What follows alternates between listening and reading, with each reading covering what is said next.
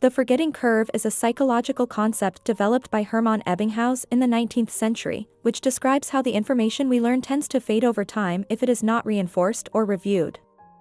According to his experiments, most forgetting occurs shortly after learning. It is estimated that, if not reviewed, approximately 50% of what is learned can be forgotten within the first day, and up to 80% within a week.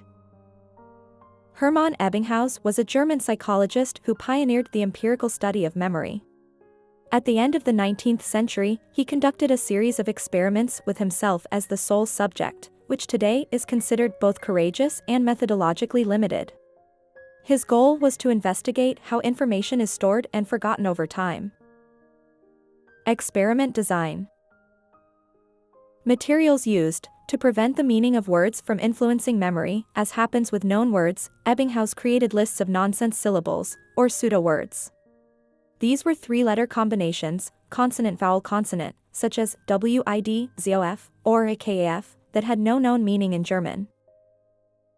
Memorization. Ebbinghaus memorized lists of these syllables repeatedly until he could recall them correctly. Time intervals. I then tested their ability to recall the lists at different time intervals, from minutes to days after initial learning. Measuring forgetting. To quantify forgetting, he developed the concept of relearning savings.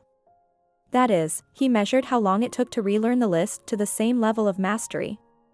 The less time it took to relearn it, the greater the saving, indicating that some of the original information still remained in memory, even if it couldn't be immediately recalled. Key results. Ebbinghaus discovered that most forgetting occurs shortly after learning. The rate of forgetting decreases over time. Information can be retrieved more easily if it is reviewed periodically, even if it initially appears forgotten. These results gave rise to the forgetting curve, a slope-shaped graph that shows the percentage of retention over time without review. Importance of the experiment. Although more sophisticated techniques are used today and memory is studied with larger and more varied samples, Ebbinghaus's experiments remain a fundamental foundation for cognitive psychology. His work not only introduced the scientific study of memory but also laid the groundwork for modern learning strategies, such as spaced repetition and the use of mnemonics. The forgetting curve has a downward, exponential shape.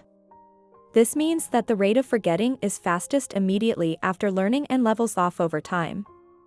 However, this tendency can be counteracted through spaced repetition, a technique that involves reviewing information at increasing intervals to consolidate it in long-term memory. This phenomenon has important implications for education and learning. Understanding how memory works and how forgetting occurs allows for the design of more effective study strategies, such as active review, the use of flashcards, and distributed practice. This way, instead of relying on short-term memory, long-term knowledge retention is fostered. Subscribe to learn more about psychology.